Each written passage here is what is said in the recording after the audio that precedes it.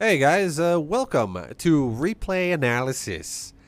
Today's lesson is going to be a Zerg versus a Protoss in the form of Zone X versus Fruit Settler. Okay, let's take away the name thingy and the income tab, and let's only use those occasionally. And let's talk about how Fruit Settler plays a game and how he reads a game.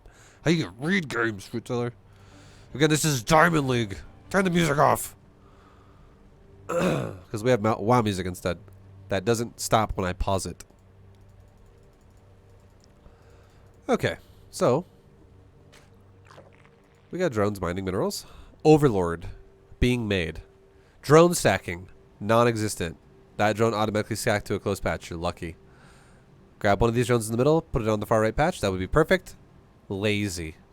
Not doing it. What is this drone going to do? Goes to the middle. It then goes to the right. It then goes to the right. It stacked a far patch. That sucks. Okay. Pulling a drone off the middle line. A little bit late, I would say. Honestly. So, yeah, I want people to stack close patches. It's pretty nice. I reminded myself by playing a fun show match recently with someone in the stream, with Armageddon, I believe it was. And we played a Heart of the Swarm version of StarCraft, which is before the 12 worker start. It was back to the 6 worker start. And I remember with the 6 worker start, that was when you really, really, really needed to have a double stack close patch mineral line assortment going on, because you have even less workers to start with. So it matters even more how well you assort them on your mineral line. And yeah. I feel like that was a reminder for me to know why I'm so fucking not paranoid, but obsessed. I'm sure a lot of people out there are probably like, ViBE, why are you so fucking obsessed with the close patch stacking? God damn, dude. You say it every time. Because it's really good. It's super good. It's a little bit less good nowadays in Legacy of the Void with 12 workers, as opposed to the back in the Wings of Liberty Heart of the Swarm days, where you only had 6 workers. But still, even then it was fucking, it was like mandatory. It was so important. Like, if you didn't do that, your build sucked, essentially. So, always do it. Okay, that's my point. Now, going further, pull a drone off your mineral line at 180 minerals. 180. If you are going to be taking a 16 hatch. Right now, you should be pulling a drone. Like, right now, there should be a drone turning to your expansion, essentially. This is an Overlord. Or just kidding. What am I talking about? You're making 2 drones. I'm just totally fucking joking. It's now at 180. I was like, wait, what am I saying? It's right now. Right now. There should be, like, this drone or whatever. One of these drones should be going down at 180. Now, watch what happens when you pull it off when you do, like, at 230. You pull a drone at 220.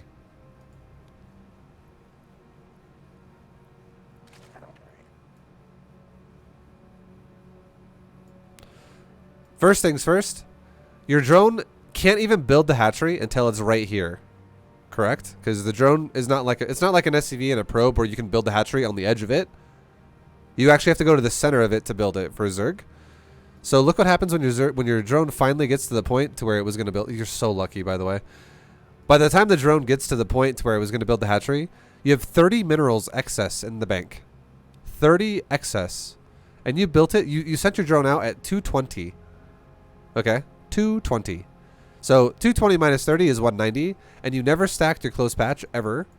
So realistically, if you stacked your close patches and you pulled it off at 180, you could have had this hatchery down a little bit faster, which would have realistically been down before the probe got here. The fact that this fucking dude let you have the hatchery is super lucky. Like, he must not have been looking, because he 100% could have blocked this. Like, watch his probe. If this probe runs directly to the left and you run directly down towards the hatchery, this hatchery will not go down right now. He stops, though.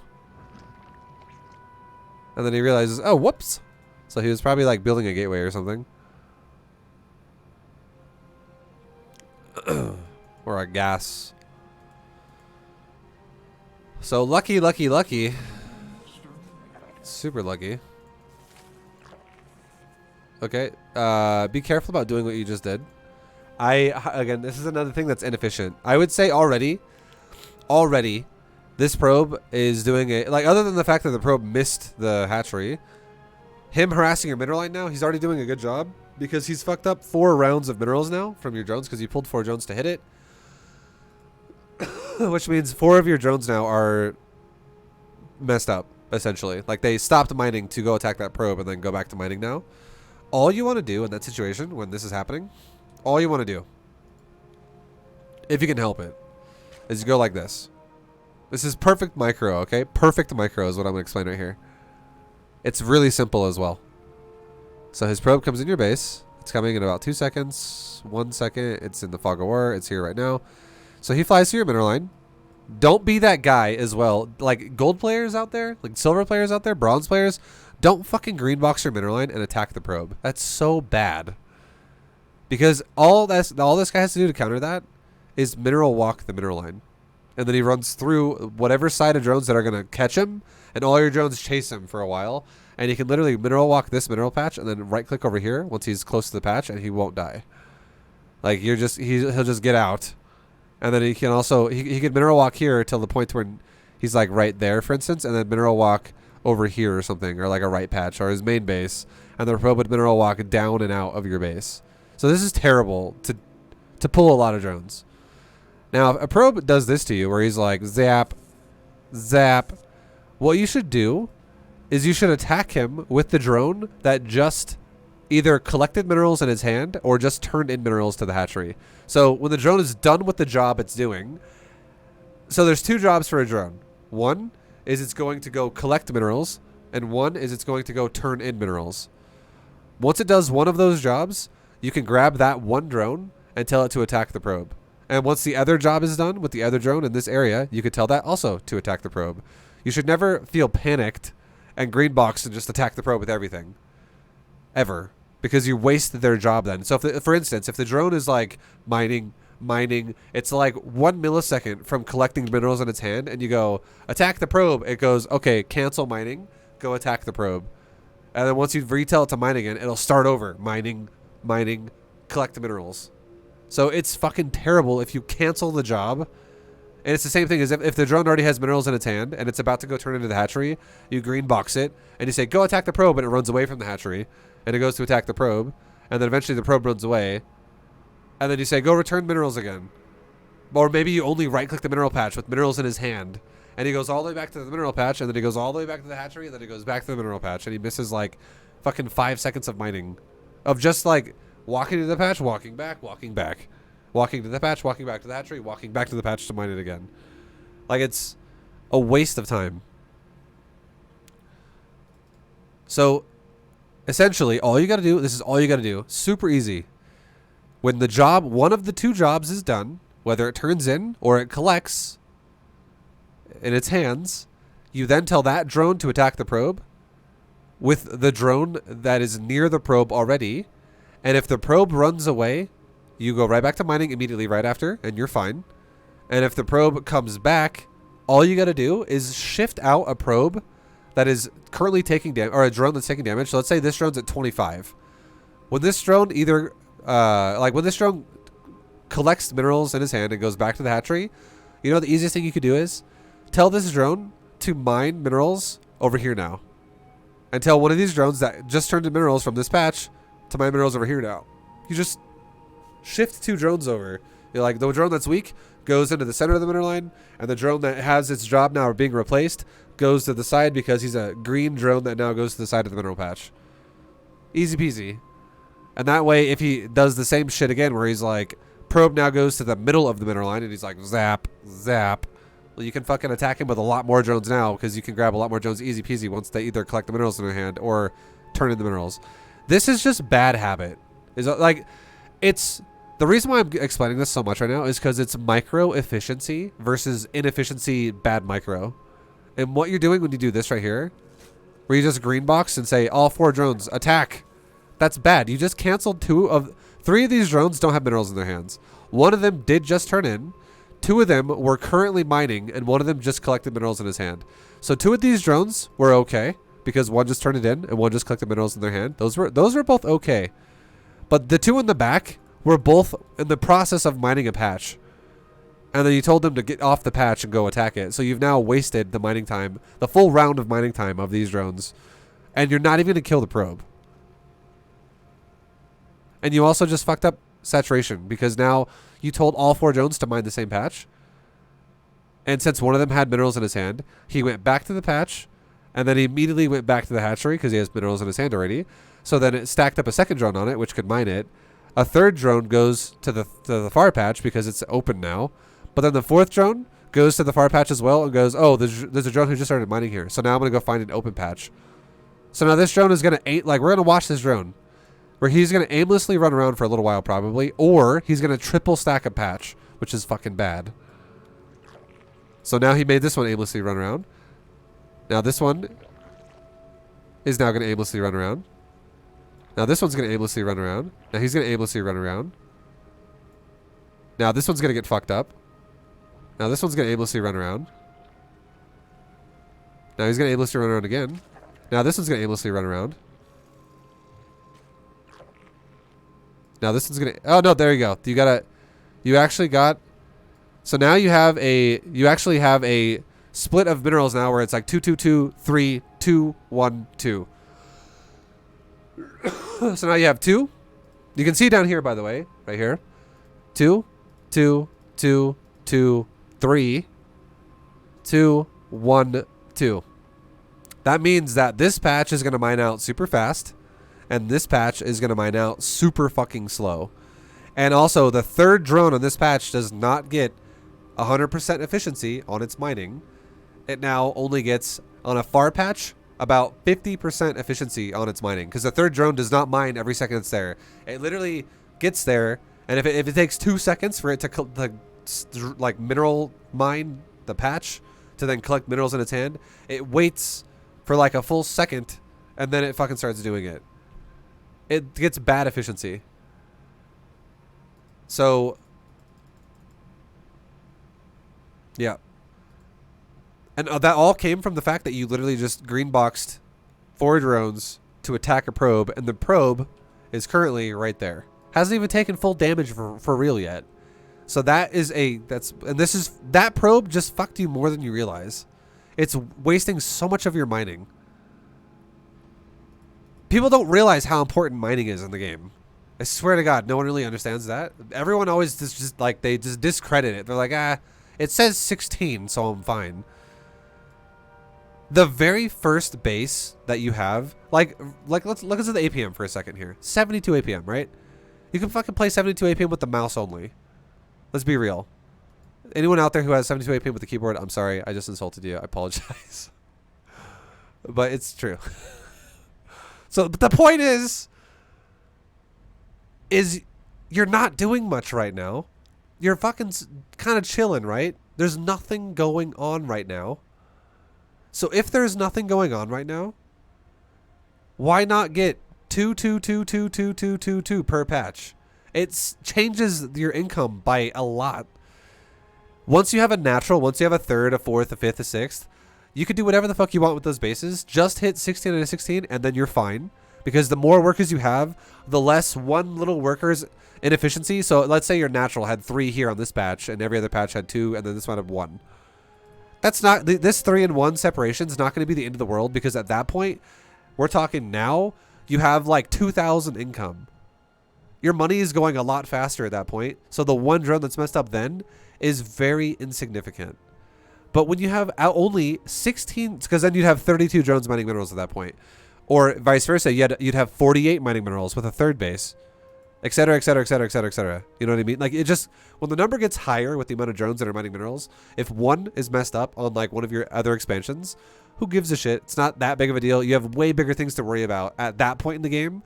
Like, if we're talking like 6 minutes in the game, there's a lot more things you need to worry about than going 2, 2, 2, 2, 2, 2. Like, for instance, you might generate a little bit more money at 6 minutes in the game if you make sure you're 2, 2, 2, 2, 2, 2. But what if Terran sets up tanks on you and he kills 2,000 resources worth of shit because you let him get in a position where he shouldn't have ever been in because you weren't paying attention? And you're like, wait, what? Oh, God, my army's getting fucked. See, like, that's more important at that stage of the game. But what is happening in the first minute of the game? Legit nothing. Even if you get all in, nothing can attack you within 1 minute. Unless it's a genuine drone or probe pull or SCV pull. Like the first 12 workers walk across the map and attack you. That is the only thing that can attack you. And for smartasses out there that are like, what about Cannon Rush? What about a 12 pull? What about Proxy Racks and Gateway? Shut the fuck up. No, you can't. That can't attack you within the first minute, okay? They can start building it within the first minute, but it can't attack you. I love you guys. Okay? There's a lot of nitpickers out there. But in the first minute of the game, nothing can happen to you. So stack the fucking patches. It's so important. Anyways, moving on. And don't do that shit where you pull off the mineral line like crazy with your drones. It's so bad. It fucks you over really hard because it makes your economy weaker than it should be.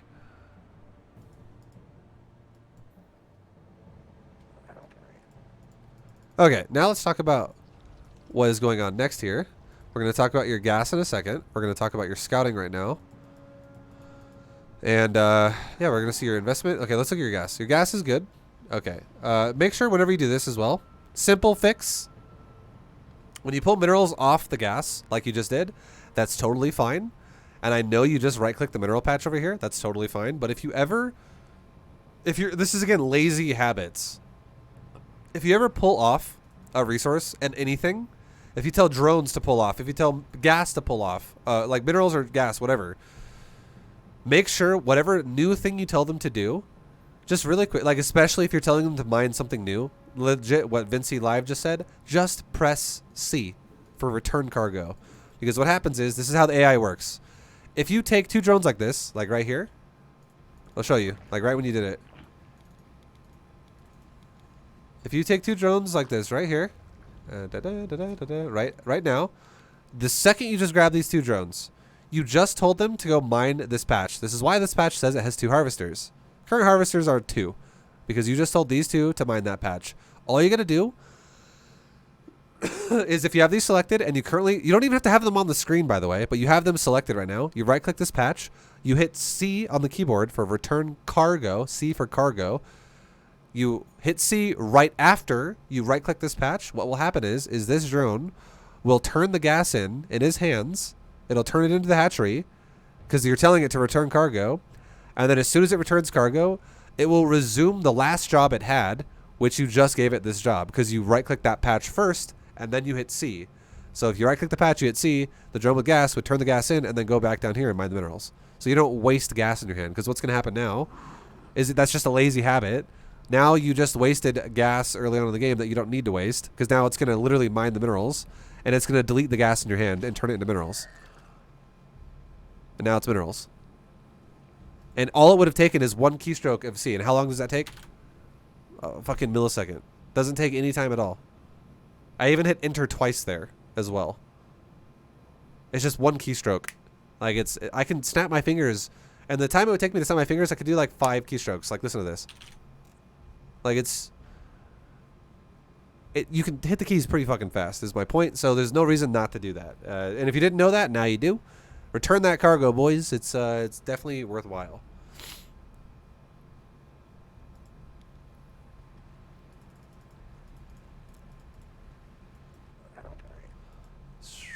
Okay, now talking about your Overlord Scout.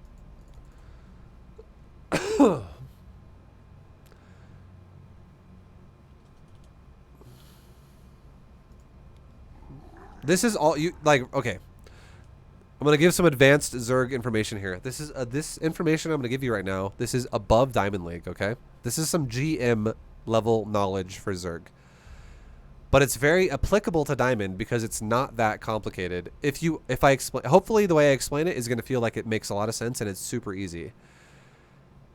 This right here is already enough information to know what he's opening with. This shows you, because the core and the nexus are both going to finish somewhat similar. The core is like 80% of the way done, or like 85% of the way done. The nexus is like probably 70%, like 65% of the way done. This tells you that this guy's build order was pylon, gateway, nexus, core, and this location. The Nexus was definitely built before the core, because if the core was built before the Nexus, the core would already be done, and the Nexus's hit points would only be like right there. It would be very low, much lower. Because a core is a much faster build time. It's 36 seconds, and the Nexus is 71. So a core is almost twice as fast as a Nexus. It's very close. It's 1 second off. So that's why we can tell if the Nexus is already more than halfway done. That's the build time of a core right there. That is literally the build time of the core right there. Halfway on the Nexus is a core. So if the Nexus is more than halfway done and the core is still in construction, means this was Nexus before core. That's only part of it. So now already we know what build he's doing. This is an economically focused build, right? Economically focused. Now here's the other thing. If you don't know this, you should definitely know this. The build time of an Adept or a Stalker are both the same thing, and that number is 30 seconds. So if we know that, and we also know that the core is going to finish a few seconds from now, if the Overlord was like going like this, for instance, if it was going like this, slowly away from the core, your Overlord right now would be probably like right there, realistically, if you never stopped. It would probably be about right there, and you would see the core finishing. And you want to know what you could tell yourself? You could go, okay, 2:15 core's done. Add 30 seconds to that. What is 30 seconds plus 2:15? It's 2:45. So if you do not get hit by a Stalker or an Adept by 2:45 out of that, or like if you don't, basically, okay, let me say it like this. I'm about to make it confusing. Let me start over. 2:15 core is done, okay? And the build time of a Stalker and an Adept are 30 seconds. So again, 2:45 is a big number here because we're adding 30 on top of core finishing. Because now, obviously, he can make Stalkers and Adepts. That's now available now that the core is done. Now, if you were still flying away, seeing if the Protoss does or does not chrono boost the gateway is a big deal. And he does. I'm going to tell you right now, 99% of Protosses will chrono boost. Now, here's the thing. If a Protoss chrono boosts their gateway, subtract 10 seconds off of that. It takes away basically a third of the build time. So now, instead of a 30-second time on the core, because again, your Overlord is still going to be in the area, by the way. It doesn't have to sit here to see this. You don't have to wait until the unit spawns to know what he made. Okay? You really don't. And again, I'm going to keep going with it. I'll keep explaining why. But here's why. If your Overlord was now like right there, it was like in this area, somewhere in this area right here, this green box, it was going down into the guy's main base. You would be looking for his tech, which would be very important because that tells you if it's proxy, what tech it is, if it's not proxy, super fucking nice. Where is the second pylon at? Tells you so much fucking information about what's going on. But think about it like this, okay? As your Overlord leaves, you see, okay, chrono boost the gateway. So it was 30. It was going to be 2:45, but now the unit's going to pop out instead of 2:45. It's going to pop out at 2:35 roughly, because of the if you built the unit right when the core was done, it's only going to take 20 seconds now, and that's 2:35. Then, if 2:35 hits and your unit's like right there, your Overlord's like right there at 2:35, let's say, or like right there, because you already would have been like right there if you kept going down. Now, if it's like right there at 2:35. Obviously, at 2:35, the unit's not going to touch you if it's a Stalker because he has to spawn and walk down. So then, again, you'd probably go back to like the 2:45 rule, which is why it's a good indicator if you keep scouting down into his base, even if you see a chrono boosted gateway, that 2:45, 30 seconds after he starts making the unit, even through chrono boost, should be around the time when a Stalker should start shooting your Overlord.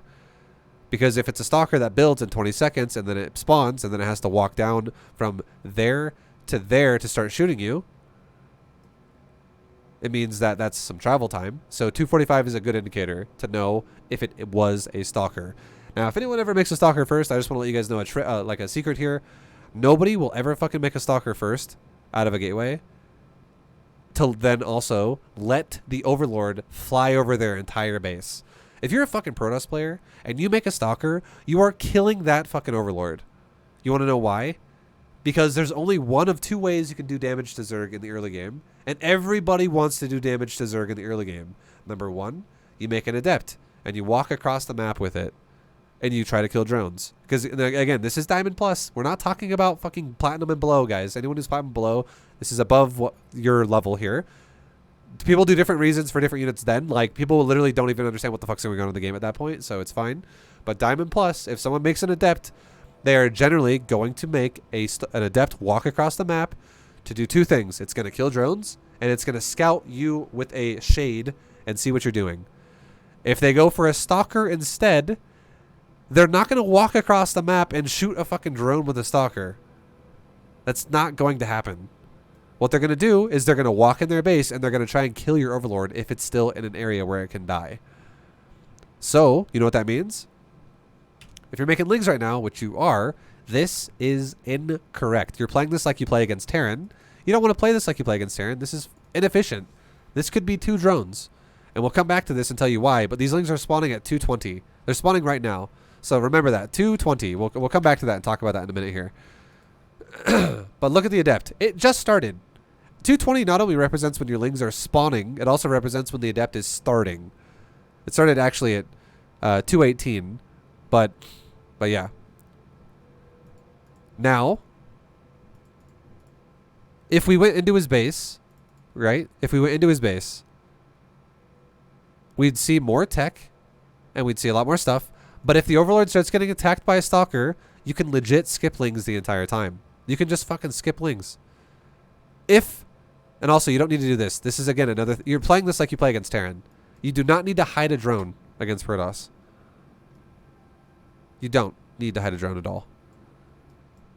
Now, so this is... I'm already saying it's a ZvT build being used in ZvP.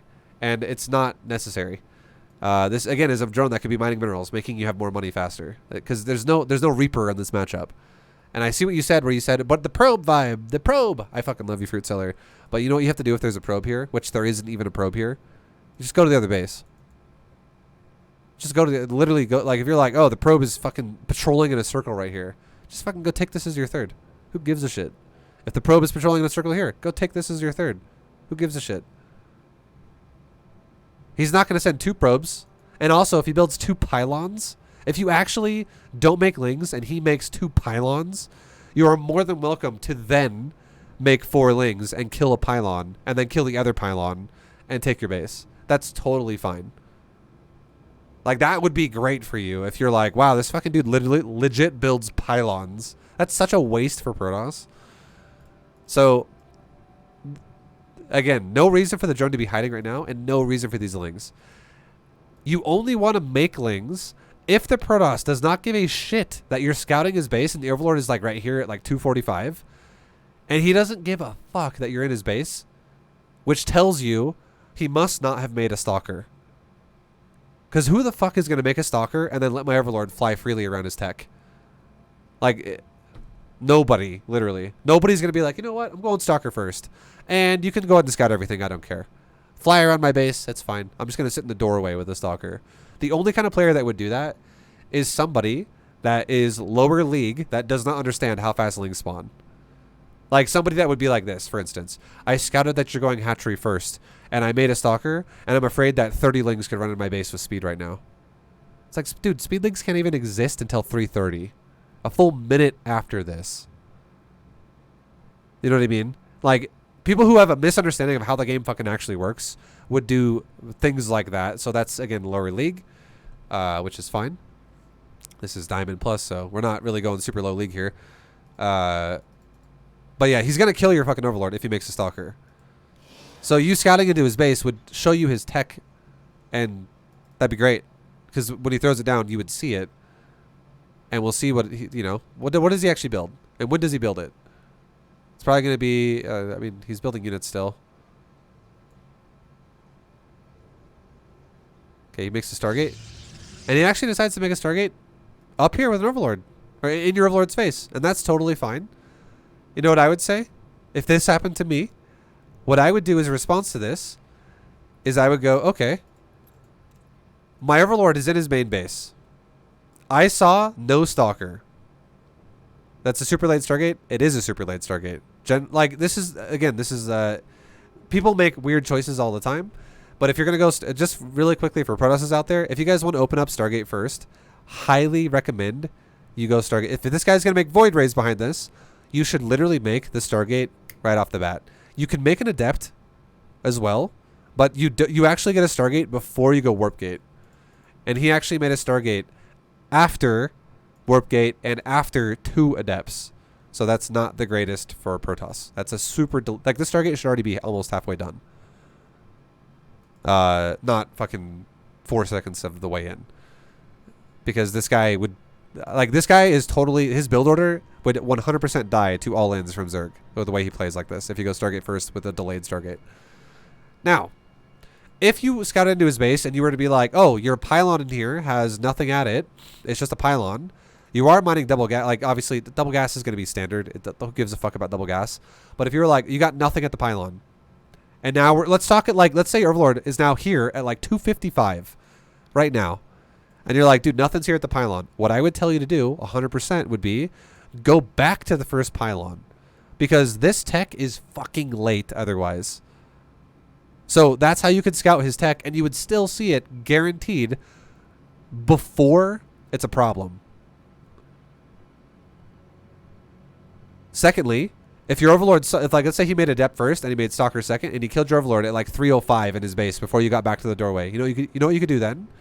You could just fucking send one Zergling at his doorway and go, "What's in your doorway?" That's also fine. The point is that this Overlord has a potential to scout everything Protoss is doing, and if you as a Zerg player sit here at the doorway and just sit there, you're literally only giving yourself the ability to scout about 50% of what Protoss is capable of. Just to sit there. And you want to know what the difference is? You made 4 Lings really early, which is the same cost of an Overlord, which is just as bad. It's almost as, not just as bad. It's almost as bad early game as your Overlord dying. It's actually, you know what? It's like just as bad. It's pretty much just as bad. Now, let me explain why. So a lot of people are like this as well. They go, ViBE, why the fuck do I want to lose an Overlord when I don't need to lose an Overlord? And what I say to that is, well, guess what? If you lose an Overlord, what does that mean? It means your opponent made a Stalker. And if your opponent makes a Stalker, I would then ask you, why the fuck do you make Lings? Why make Lings if your opponent makes a Stalker? And it's because it's automated. It's not because you're thinking about it. It's because it's automated. If you want to genuinely break Protoss as a Zerg player, if they make a Stalker, you skip Lings and you make drones. And you don't save Larva either. You start making drone every time you can. Because again, he has to wait for a core to be done to make a unit. And remember at 220 how we talked about? How the first unit that Protoss makes is at 220 and you made Lings at 220? Or your Lings were finishing at 220? Look at this. The Adept. Where is the Adept? Where the fuck is he? There he is. The Adept still is not at your base yet. He's still not at your base yet. And your 4 Lings have been sitting here since 220. This is 35 fucking seconds. And you know what 35 seconds represents for 2 drones? 70 minerals. Because 1 drone can mine 1 mineral per second. So that is 70 minerals already. These Zerglings might as well have a negative 70 mineral sign above their head. Because if that was drones instead, they could have mined that much right now. Up to this point. And imagine this. At 245, if you were in his base... So well now, because we're talking about 255, but now let's actually talk about 245. The real number that makes a difference here. Because again, if you scouted... oh, he's made a, Nexus core, gateway, Nexus core, cool, fucking standard build. The unit's going to spawn around 245. Like, so my Overlord should be taking damage. If your Overlord's like right here, right now at 245, which it could have been, like for all the things we talked to up to this point, if your Overlord was right here, right now, 245, and you saw the Chrono Boost on the gateway, which means the unit should have spawned at 235, because again, it started at 215, and a Chrono Boosted unit takes 20 seconds. A non-Chrono Boosted unit takes 30 seconds, which is where I'm getting these numbers from. So at 245, that's plenty of time for the unit to be not only Chrono Boosted and come out, but also have then 10 seconds to spare to run up the ramp and kill your Overlord. So if you haven't been getting hit by 245 right now, if you make Lings, as a response to going, well, there must not be a stalker. It's definitely adept. Even though I don't see the physical adept spawn out of the gateway, I know that's what he made, because who the fuck makes a stalker and lets me scout everything with an overlord? Nobody. Means that he made an adept. So now you can make lings, and now if you make lings at 245, a ling has a 17-second build time, which means these lings would spawn at 257. And we just saw a second ago at 255, or yeah, at 255, 10 seconds from now, the adept is like right there. It's not even close to your base, even by the time your lings would have spawned either way. So it would have shrunk down the amount of time lings just go like coffee break, we're chilling, we're waiting. Now, in that difference of time, what if those were drones? So from 220 to 245 now, because that's when you would have, I actually made your lings instead. 220 to 245, that's a difference of minerals of 50 minerals right there. Or, right? I'm not, wait, what? Yeah, 25 per drone. Yeah, 50 minerals right there. 50 fucking minerals. So that could have been an extra 50 minerals in your bank account right there. Just because you read the Perdos with an overlord. And you know what happens if your overlord dies? You fucking pay. You not only get a 100% scout. So if your overlord doesn't die, right? If it doesn't die, you maximized your scout with money, and you're not behind at all because you the overlord's not dead. The overlord didn't die, so you didn't lose anything. You just maximized your money, and you're not going to lose your drones because you still have lings before he gets there. But if your overlord does die, at 245, you're already getting attacked by a stalker. You know what that means? Just fucking don't even make Zerglings. And we can go right back to the same concept of going, well, an overlord represents negative 100. But if we talk about how now we don't have to build Zerglings at 245, that means if we make drones instead, they're going to be mining more minerals over time. And to be honest, just to throw numbers out here, just like you guys, I'm not going to go too in depth in this. But remember how I said like it's going to be plus 50 a second ago and plus 70 before that? It's actually even bigger than that. And the reason why is because the drone has a 12-second build time and a ling has a 17-second build time. So there's even more time the Zerglings, or sorry, even more time that the drones would be mining if the larva was used on the drone. It doesn't spawn at the same time as Zergling would. So I'm not going to go into the math on that. It's basically like an extra 5 extra minerals, plus 5 per drone. But you get it. You get the point. Drones are fucking great, right? They're super good. And if you don't need to make lings, don't skip drones to make lings. It's just, that's how Protoss works. This is how you see Zergs who know how to take an edge against Protoss, take an edge against Protoss. They know how to abuse every fucking bit of what Protoss is capable of. And Protoss is not capable of picking off your drones before your lings are out, or before your queens are out. And they're not capable of blocking your third with a stalker or an adept. And if they did block it with a probe and also built a pylon, then you can make lings and kill the pylon, and Protoss loses in that trade. Because they trade equal minerals. So if they spend 100 to make you spend 100, but you kill their 100 and your units are still there. So that's a great trade. Anyone who's like, well, what about the fucking probe? What if he builds a pylon? That sucks. That's fucking amazing, actually, because he just wastes his money. You're going to kill that shit, and he just gets a negative 100. And you're fine. That's a good trade for you then. So again, the point is, this Overlord has a lot. This Overlord is, like I said before, you're using only like 50% of what this Overlord is capable of. And all the reasons why is what we just talked about. But your build right now is very ZvT focused. It's very, very ZvT focused. It's way too standard. Look at the clock. You have not been attacked still. You finally get attacked at 310, essentially. Like, he's finally now in range to be a problem at 310. And you built the Zerglings at 220. Like, they were done at 220. So these lings have legit sat here for 50 seconds. Think about that if that was 2 drones. It's 100 minerals right there.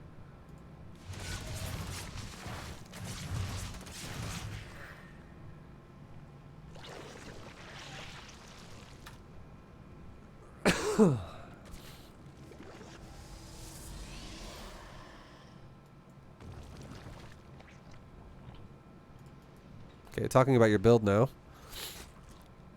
Gas number 2, very early. If you're doing a speedling expand, gas number 2 is way too early.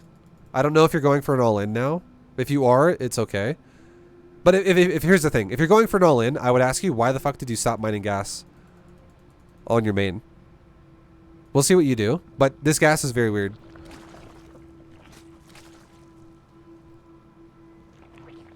Also, you're a little awkwardly saturated. Okay, you make a spore crawler. What does he make out of the Stargate? You're making spores really early. He makes an oracle though. Okay. Thumbs up on the spore crawlers. Yeah. I was about to say if he makes a void, incorrect. But Queso Platypus, thank you for the 25-month prime. Appreciate you, man. Thank you. Okay, so he made an oracle, and you made spores as a response to it. That's good. I'm okay with that. That was a good. That also, you made it at a good time too, because you made it like as the oracle was like about to spawn or spawning, and you started spores then. This is actually really well timed because as the oracle gets to the base, spores will be popping up, and the oracle will do legit almost nothing. So those spores were like perfect.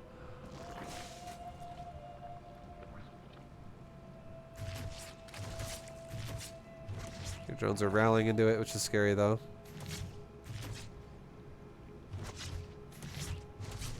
If this happens, honestly, here's another thing you can do.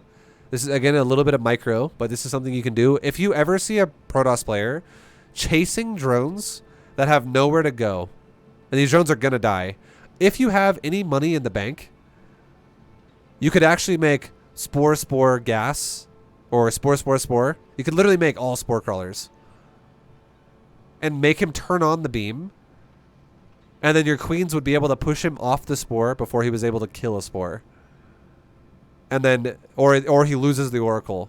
And then you could cancel the spores you don't need. And it's cheaper than losing a drone. But it protects, it like puts the drone in like a bunker essentially when the oracle would otherwise kill it. And if you lose even one drone here, it's already worse than if you actually made 3 spores and canceled 3 spores.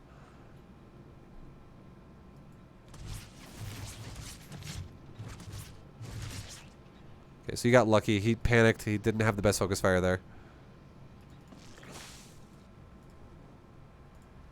Okay, so what are we doing with your build here? You're going for a layer.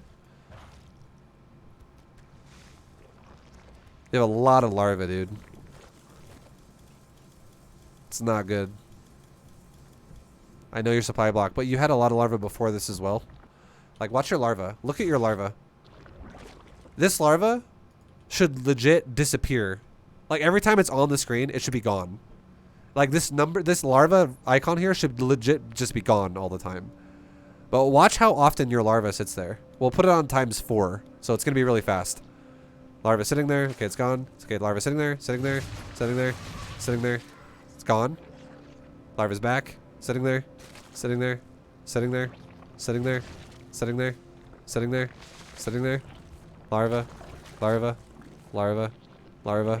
Larva. It was gone for a split second. Now it's back. It's sitting there.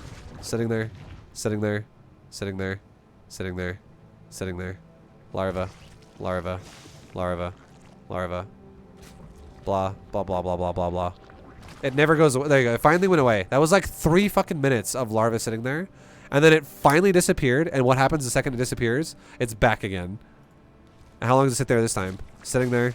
Larva. Sitting there.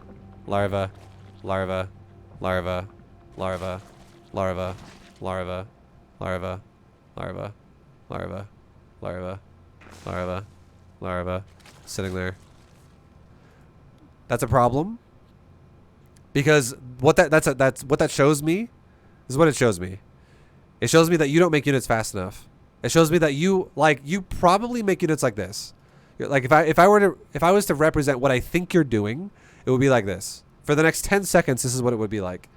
Make units. Okay, now inject. Creep. Move an overlord over there. Move a hydra over here. Make units. Move a unit. Start a building. Start an upgrade. Take my 4th base. Inject. Creep. You have 1 creep tumor as well. You're not really creep spreading either. But you're not making units fast enough. Like you're doing way too many tasks without doing larva. You know what larva should be?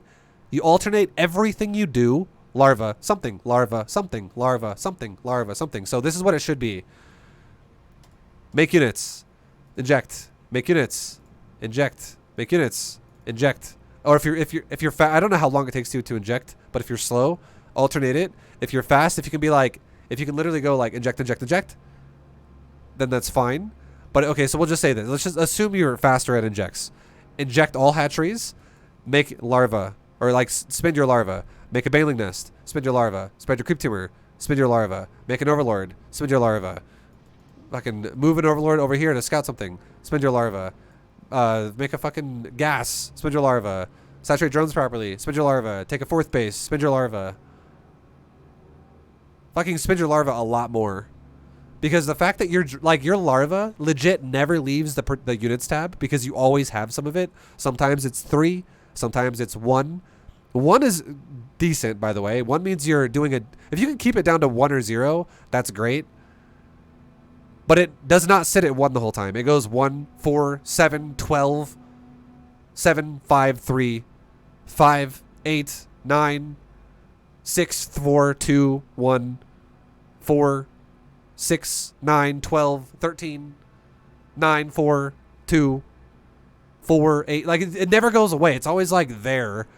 Which means you're not rolling your hands on produce. You're not producing enough, essentially. That's the best thing you can do for yourself right now is produce more. Because your build is very standard, which it is what it is. That's fine. I'm not going to lie. That's the less of the problems that you have right now. The fact that you're doing a ZvT build against Protoss with like the drone sitting over here and the 4 lings, those things are not as bad as you not spinning your larva.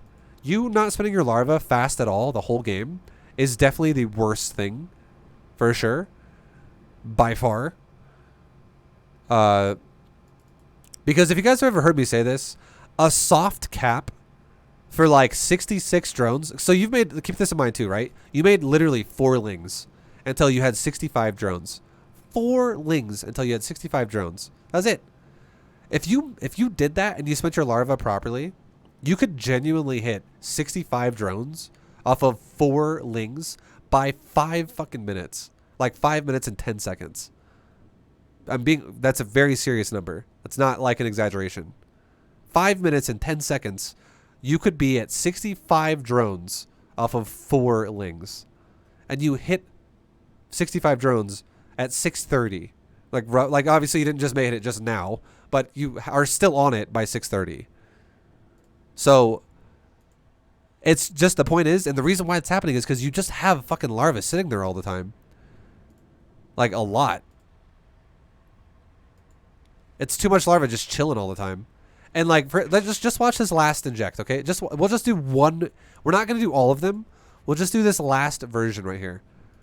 Watch your hatcheries. The second one of these hatcheries hits the number 3, we pause it.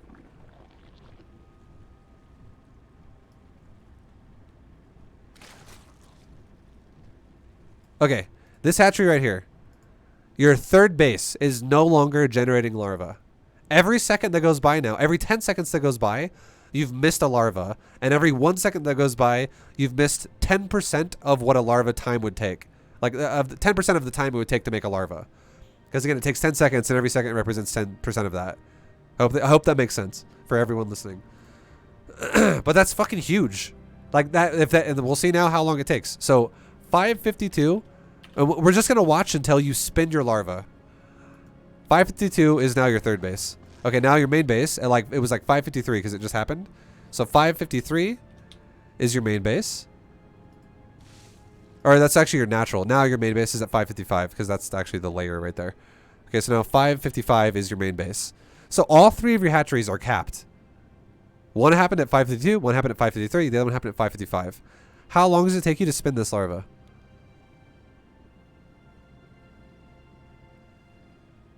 Okay, you spent one of the hatcheries worth of larva at 6:01. So the hatchery that was, I think that was the 5:53 hatchery. So that hatchery was capped for like 8 seconds. 8 seconds or so. So that hatchery was capped for 8. So we'll delete that one now. How long was the other one's capped for?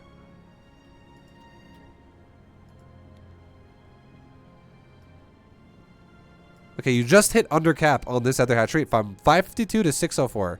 That's 12 fucking seconds. That's now 20 seconds in total that you've missed out on larva between the natural and the third. Just for the cap. He's supply blocked? I don't give a shit that he's supply blocked. You can still spend your larva. Make fucking overlords then. That has nothing to do with the larva being capped. Like, it does, obviously, a little bit. But it's no excuse to have bad larva. Like, you can do a lot with it. But that's now 20 seconds between two bases. That's fucking really big. Like, people think that... I swear to God, people don't realize how big that is. It's like people think that I'm saying, like, it'd be like me talking about, like, I just lost money, and I say I lost, like, you're missing out on 20 seconds of larva, and they think it's like, it represents, like, 2 pennies fell on the ground. And they're like, who fucking cares, dude? What are you talking about? 2 pennies? Doesn't matter at all. He's out of money? Oh my God, teaching people is hard. You guys make me crazy.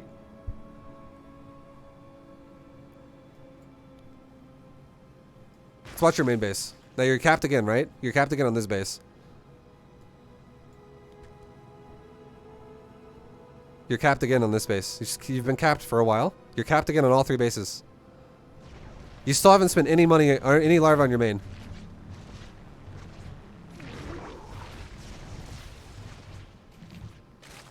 You spent 1 unit on those hatcheries? But where is your main base? Your main base has been capped since 555. Okay, you finally just spent it right now at 625. You were capped on your main base for 30 fucking seconds. That is like, altogether, the 20 seconds from earlier, the 30 seconds from the main base, the layer, and then you capped again on the other bases for probably like 5 seconds each. You capped for over a minute. Maybe like a minute, 10 seconds.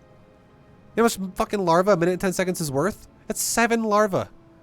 That's 7 more units you could have had if you just spent your larva efficiently. Like, this shit needs to be fixed. This is...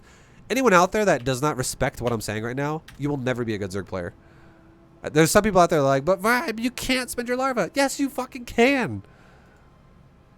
Fucking, it does not take a lot of minerals to make a drone, guys. And they make money way faster than they cost money.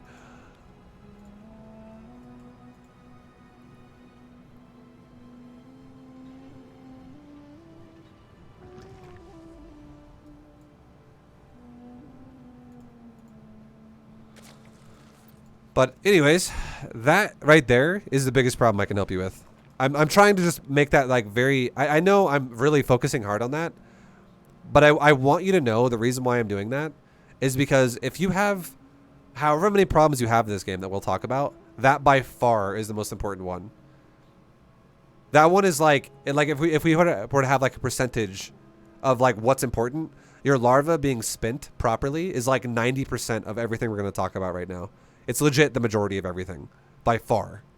Like, if your larva just spins properly, so many of your other little problems will go away.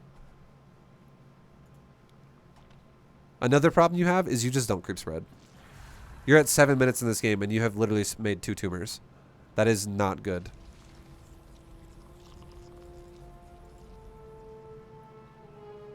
And you have barely spread. You spread the first one 2 times, and you spread the second one 0.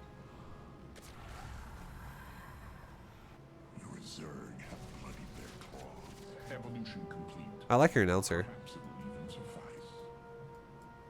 There are no minerals left to mine from that field. Like, overall, I will say this. Overall, your macro... Don't get me wrong, by the way, Fruit Seller. And I know also, by the way, anyone who's listening to this, I'm not necessarily arguing with Fruit Seller whenever I'm talking to people in chat. I'm just getting chat saying a bunch of shit that I'm disputing, where I'm just like, what the fuck are people saying? But, your macro, Fruit Seller, is honestly good enough to be Diamond League. That's why you're Diamond League. Like, it's not that bad. It's really not that bad. Like, you're doing a decent job. But it could be better, right? For all the things we're talking about so far. I'm getting, like this, I'm just letting you know, Fruit Seller, I'm giving you a coaching lesson right now that is legit, like, master's level. This is not like, oh, Diamond 3. Let's take it easy, nice and smooth. Go for a minimal improvement here. I'm giving you, honestly, like, just no, don't beat yourself up too hard. I'm treating you as if your MMR is like 5K. what you should be capable of doing. And the thing is, if you strive to do that, you'll definitely get better than what you are right now. But right now, I can already see you're very capable of Diamond League. Very capable of Diamond League. I literally see how decent it is. The only thing I would say that is not of Diamond level for you that I see you doing is your creep spread. I think your creep spread's like gold level. Or like silver, maybe. Like, you need to definitely work on your creep spread a lot as well. If you take 2 things away from this, number 1, priority, definitely spin your fucking larva better. Number 2, creep spread a bit more. And we're actually gonna go back really fast now, and we're gonna talk about your gas, because now that I know what build you're doing, you're just sitting back defensively on Hydra Ling Bane. Your gas makes no sense. Let's talk about your gas. So your first gas gets 2 off speed. Also, by the way, guys, gas is fucking huge if you take it incorrectly. It fucks your economy up really bad. So you take 2 off gas when you get your speed. Correct. That is good. The second gas you take is incorrect. We'll talk about it in a second.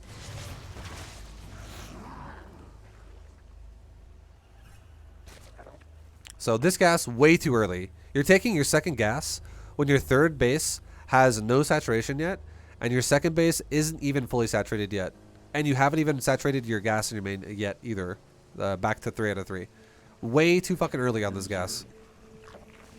Now, you make a bunch of drones, and you resaturate the gas in your main, and you also saturate the gas in your natural. So now you have 4 more drones mining this gas.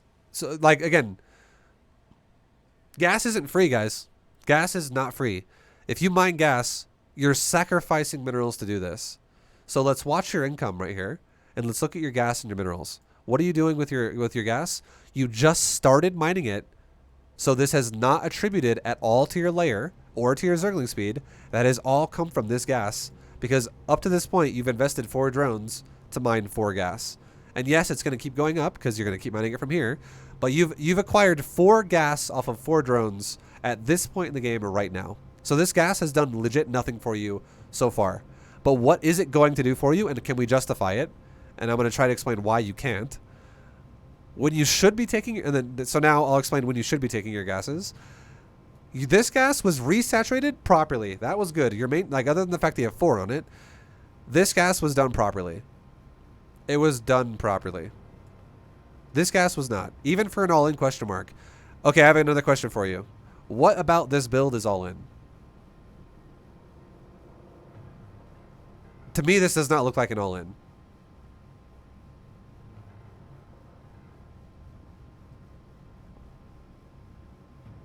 Like, you were still sitting defensively by like 7.5 minutes. That is the worst all in you could ever do. That is such a late, that's like a late timing attack. If you were going to do an all in, this is what I would ask you. If I asked you, okay, listen to this. If I was like, okay, are you going to all in? And if you go, yes, okay, automatically fucking delete the third base. Unless you're going to go mass lings with your all in, then okay, third base makes sense. But if you're going to go mass lings with the third base, never go above 1 gas ever, and never take your layer.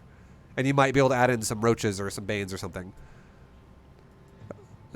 Or if you want to do like a massive roach all in with lings, you might take a second gas. But then I would ask you, why the fuck are you taking a layer?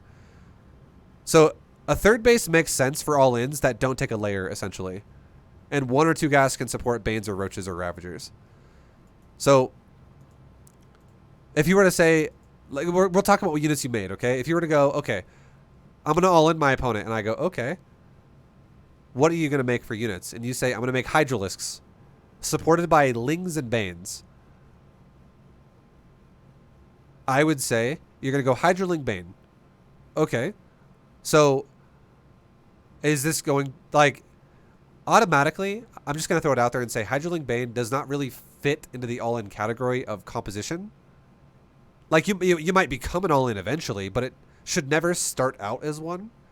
And here's why. Hydra Ling Bane have to go into a layer, and then you have to get upgrades for those units. These things take a lot of time. You have to get Bane speed. You have to get Hydra speed. You have to get Hydra range. Otherwise, these units suck balls. So there is no real all-in on Hydra Ling Bane. It's incorrect terminology, I would say. I understand what you're saying, Fruit Seller, but your build is not an all-in. This is not an all-in. Don't even classify it as that, because it doesn't even represent what an all-in is. If this build was, for instance, if you were going to say, I want to do a Hydra all-in, I would say, okay, skip Zergling speed, take it later, like legit rush the layer, stay on 2 bases, take gas faster on 2 bases, and once you like start a Hydrogen, then you start Zergling speed.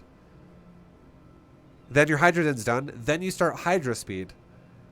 And then as you're making Hydras first, you fill in the rest with Lings, and then you can do a timing where Hydras upgrades and Ling upgrades finish together, and you do an attack. That would be like a Hydra all-in based with like Lings supporting it.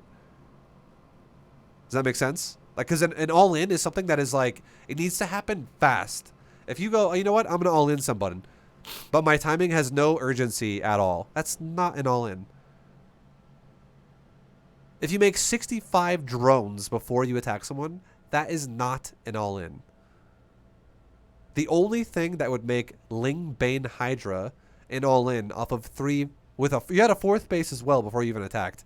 The only thing that would make Ling Hydra Bane an all-in there would be if your opponent does not die to Ling Hydra Bane, like with your first couple attacks, and he techs beyond Ling Hydra Bane. He's trying to go to Sky Toss. He's trying to go to whatever. And you just never go beyond Ling Hydra Bane. And you just stay on it all game. You never transition from it. You just stay on it. It would fall into the all-in category over time because you're just never getting off of it.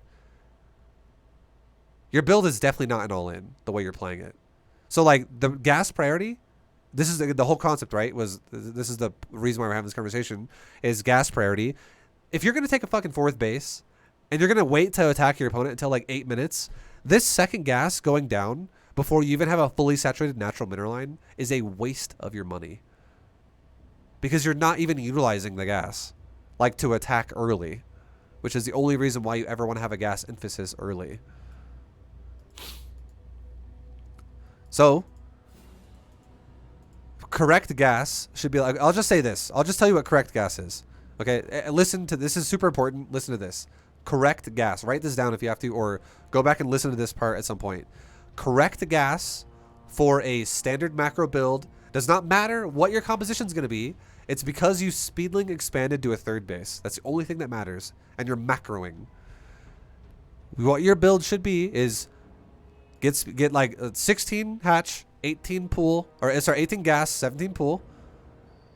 3 on the gas until you have Zergling speed. Take 2 off when you get Zergling speed. It's like when you have 100 gas, take 2 of the 3 drones off. Do not put 3 drones back on this gas until your main and your natural mineral lines are fully saturated. Then you go back to 3 out of 3. Then you saturate your 3rd mineral line. And you do not take gases 2 and 3 until your 3rd mineral line has around 10, 12 drones on it. A little, like half or a little bit more than halfway saturated. I would say 12 drones is super safe. 12 is fucking fantastic. So you're on 1 gas until you have like 2 and 2/3 mineral lines saturated. That's a long time to wait for your second gas, right? But you take gases 2 and 3 at that point in time.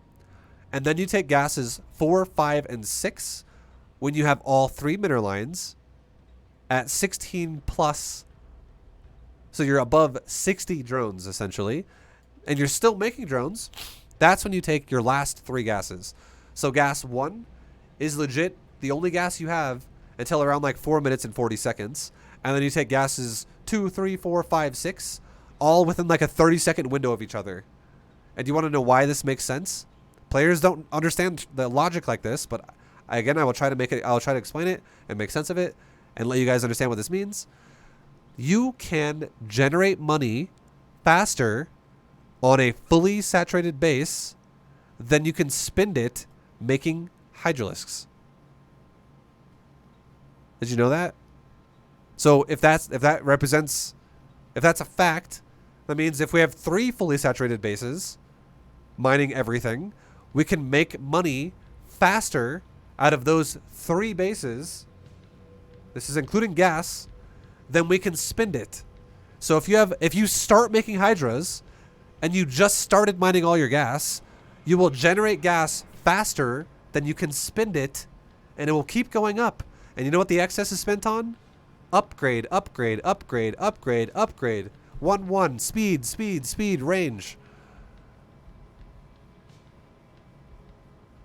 People that fucking think I have to go to a layer, and when I get there I have to have 700 gas in the bank to be able to afford hydras. No, incorrect. Wrong.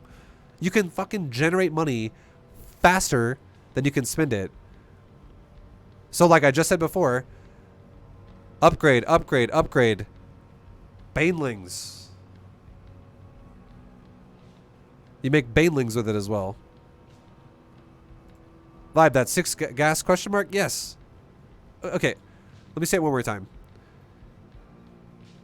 1 base.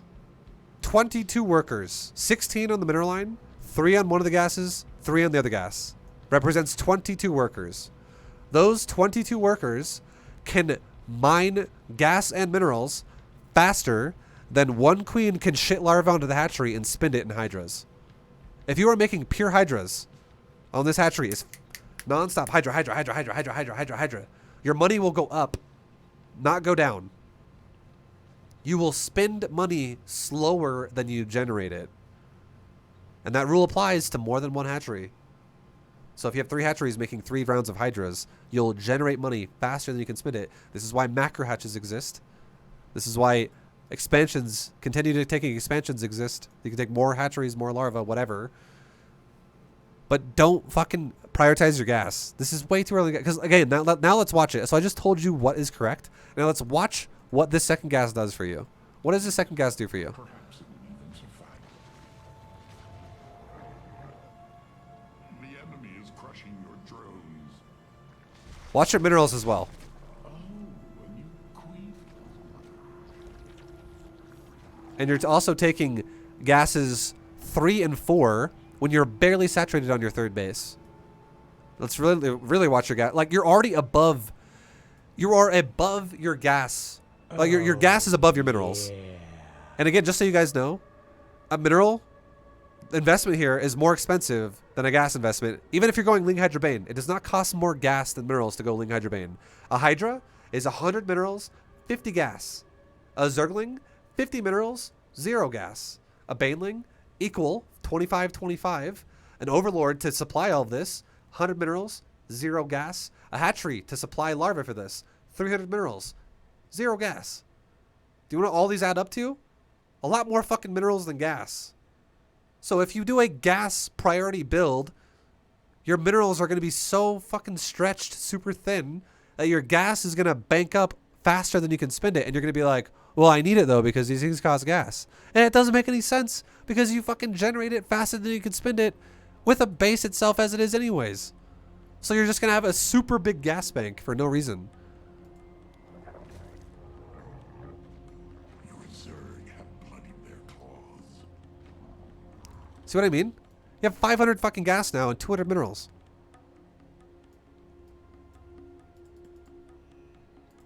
And you have 6 gas now. You're not mining these 2, thank God, but you're still not even fully saturated on this base, and now you have 6 gases.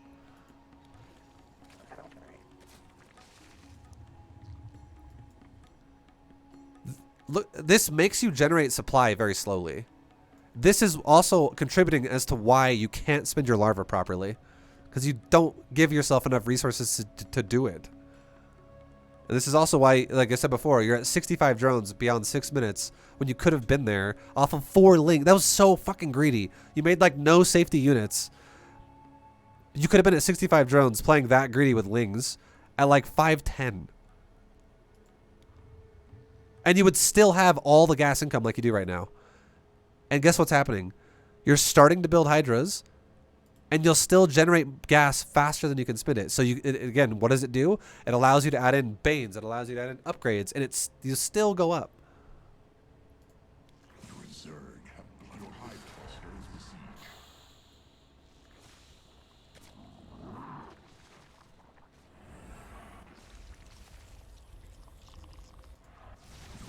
Your Zerg have their mineral field depleted.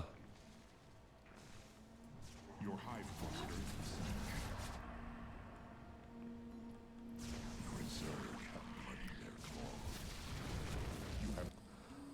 Also, I know.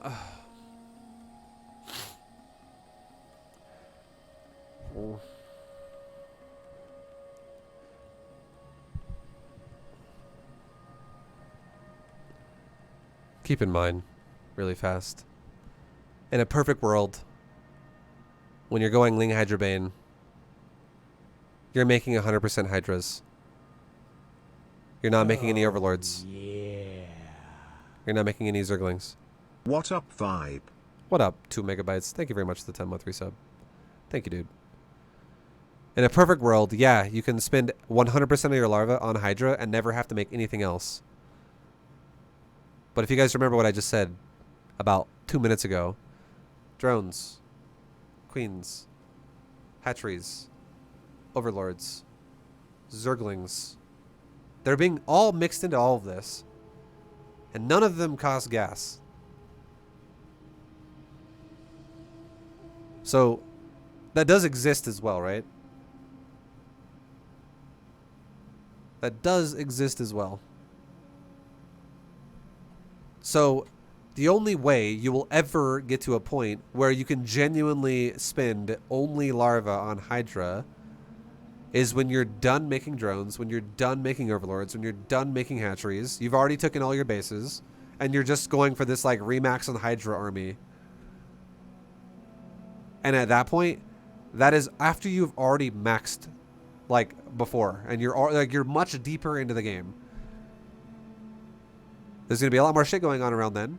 You'll have a lot of resources banked up around then. You'll have a bank that is developed over the game around then.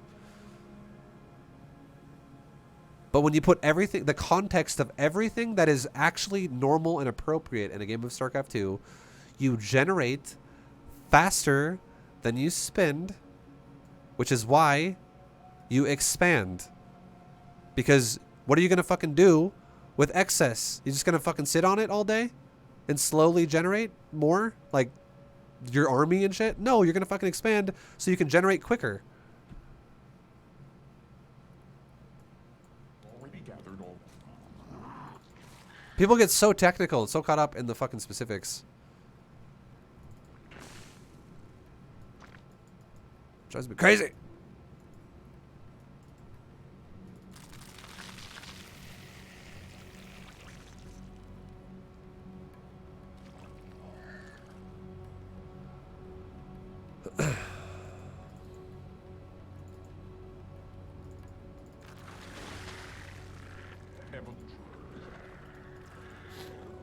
Mineral field depleted.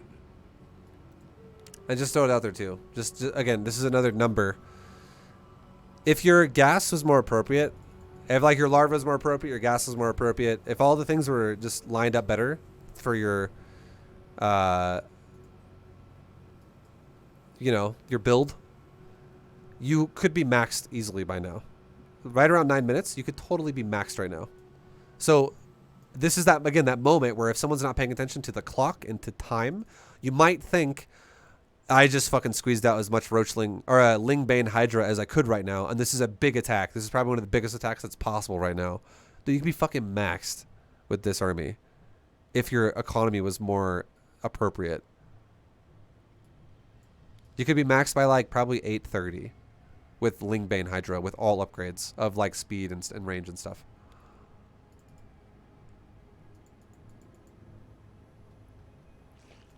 So it just comes down to like understanding what an efficient build actually is. The way you set up the fight, totally fine.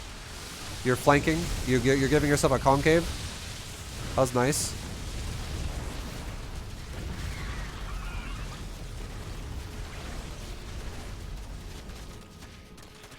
You're missing an opportunity right there, though. Watch. Right here. You're missing an opportunity because the Protoss is not able to fight you right now, right? Because he doesn't have enough. Like, you're going to rip his face off if he fights you right here. Also, you have mobility on your side. Mobility is on your side. If you move commanded your army past his, your Lings 100% will get around the front of his army and you will start trapping units before they can escape, and you would kill, I wouldn't say you're going to kill every single unit here altogether, but I guarantee you would kill at least half of these units. At least half. Maybe more, but at least half. And you kill literally like a zealot, because you're letting your Lings, your Hydras do nothing because they're just waddling, chasing other units that are waddling away. And your Lings literally smack, rotate, smack, rotate, smack, rotate, smack, rotate. And it's like your Lings are blocking each other more than blocking him. And you're getting like 100% uptime, 100% uptime on like 1 or 2 Lings smacking a zealot in the back every time. But you could have killed so many more units if you just surrounded his fucking zealots there. Which would have been nice. Now, another thing I would say to do here that would be super good. Look what his army is down here right now. This is Void Rays and Zealots. And that's what it is. And look what your army is. It's Hydra Ling Bane. You still got a decent army here. But what did you do here? You killed his 4th base. That was really nice. What are you doing as well right now behind this? You're producing a new round of units. What I would say would be a great fucking move to do for you right now. This would be like game-winning move for you right here if you did this. What if you took a fight? Like if you surrounded these zealots and you didn't allow him to regroup with a new army down here, and you actually killed this Archon, you killed most of these zealots. You killed a big chunk of the ground army here. I would say then definitely take the next fight. That'd be fine. But because he's regrouping an army up here, and you're allowing him to fucking, you know, get it powerful again to a degree, he's situating himself again, I would say, and look at this, it's fucking wide open. Why don't you, I would do this if I were you. I would say Lings, run into the main base. Banelings, run into the natural. Hydras, run away. You know why I would do that? Because there's no guarantee. If you just killed an economy and you blew up Banelings and you lost some units to kill off a base over here, your army's losing power. And if you didn't kill his army that he tried to defend with, and he instead ran back and he regrouped with more army, it means his army is growing in power. So you're losing power, he's growing in power, because all of his reinforcements are joining the fight immediately. Every second that goes by, you're increasing your chances to lose the fight. So what you could do instead, because you see an opening here that is fucking wide, he's like completely receded to the point to where you have complete control of the natural. If you kill more probes, Ling Bane is such a minimal investment, and you could probably kill the majority of his probes in his main, if not all of them. You could probably kill the majority of probes in his natural, if not all of them. Maybe even kill the Nexus with all your Banes as well on top of that while you're killing probes.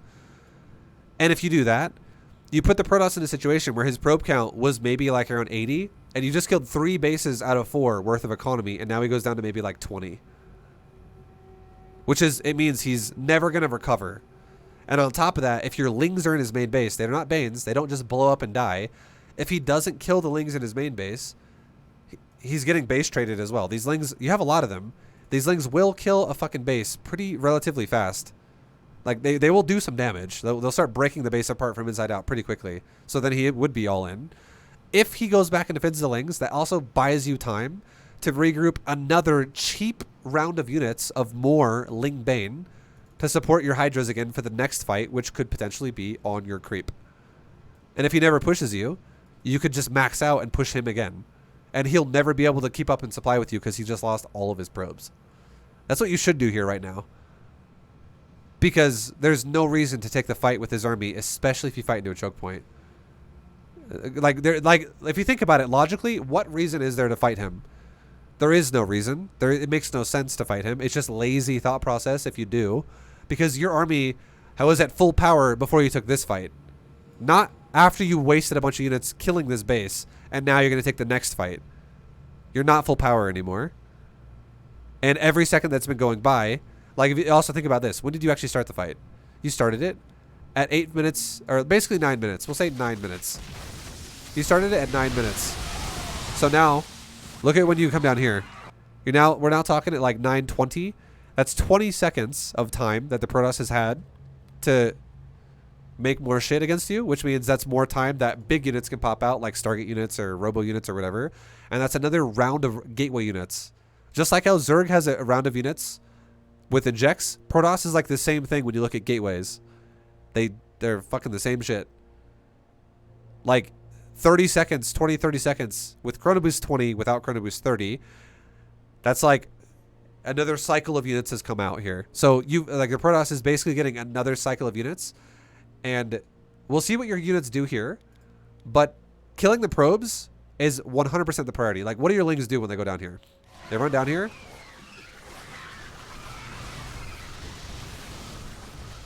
And they all die. What did they die for? They killed literally nothing. I think one Templar died. But like all the Zealots and the other units here killed your Lings and nothing died really because there's a battery being overcharged and it just like healed through everything. Lings did jack shit. All the like battery energy, battery's being overcharged. It doesn't even spin energy when this is on. Can you look at my vision?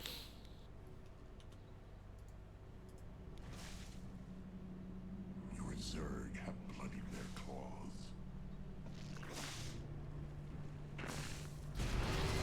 Okay, so you're playing the macro game. So you're not microing at all. So now I would say this to you. Ling Bane Hydra is a micro-intensive composition. This is why I did not teach people how to do Ling styles in silver and gold and shit. Ling styles need to be microed and they need to be controlled a bit more. And if you don't control Ling styles at all, you're not utilizing what the real power is of Ling Bane Hydra. And I would say maybe you want to do a different composition then. Honestly.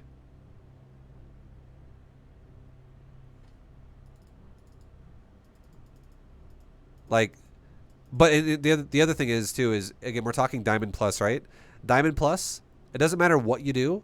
You're going to have to start microing at least to a little bit of a degree in Diamond Plus. I know a lot of people have memes out there and they're like, A move, A move, Zerg is A move, Protoss is A move. But you actually have to fucking micro. If you are a genuine player who only A moves, you'll never get out of you'll be low diamond for life, essentially. You'll never go above that. You have to fucking micro a little bit, regardless of what you're using. Some armies are more forgiving than others. But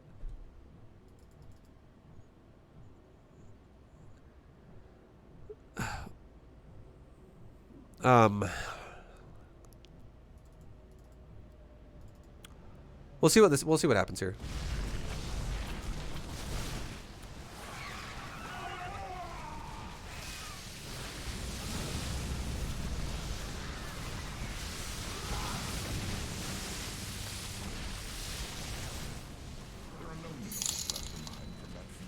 In ViBE you coin from rally.io. Thank you very much, Rally User, for the ViBE coin. Thank you, thank you.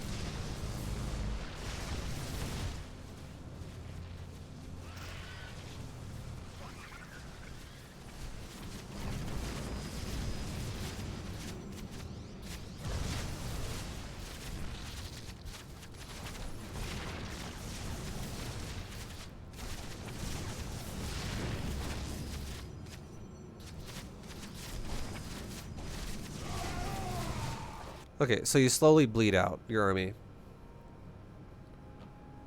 You're making a lot of mistakes here, I would say. Like, number one is you just made like 11 drones. You're currently trying to break the Protoss. You broke one of his bases. Let me explain something to you really fast. If your plan, you have to start thinking about the game like this, okay? Because right now, if you're not thinking about it like this, you're just doing fucking like it'd be like this. I'm going to use darts as an example. You pick up a dart. There's a dart board. Everyone that knows darts is like one of the easiest games in the world. What matters in darts, you want to hit the middle, the bullseye, because you get more points for it, right? It's like the best. And it's easy to understand that, and you have a goal. You should also have a goal in StarCraft 2. And the way, if you were to compare darts to StarCraft now, for the way you're playing it, it will be like you're picking up like a handful of darts and you're just being like, you're just like throwing them at the wall. And like none of them hit the dartboard. They all hit the wall all around it, all over. Some of them hit the ceiling and like fall into the floor. Your build has legit no game plan. And here's why. If you go for aggression on your opponent's base. Okay?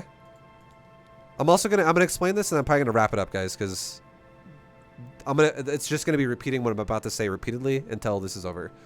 But this is very important. This is about understanding what the fuck makes sense aggressively. If you're gonna attack your opponent and you have the idea in your mind to be aggressive, make units. Because you want to know why that makes sense? Because you're gonna keep piling on the pressure and you're gonna try and break your opponent. That's what makes sense. So being aggressive, if you're gonna make units as a follow-up to it, makes sense if you want to break them open and kill them. However, if you're going to make drones behind your attack, you can still attack, just be conservative. Don't be fucking reckless and throw your army away and then make drones. Do not do that. That's what literally just happened. You just took a big fight, you threw everything away, and you made fucking drones. Like, your whole army is dead right now. And you make drones as a response to this. This is super fucking sketchy. This is how you're gonna die to players who defend better. This is not a drone window. The second thing is what I watched you do with your Baneling. This is just one example. Right here. You weren't looking at your fight right now. You were not looking at the fight right now. I know you said you were macroing with whatever. But watch your Banelings. Watch your Banes. Right here.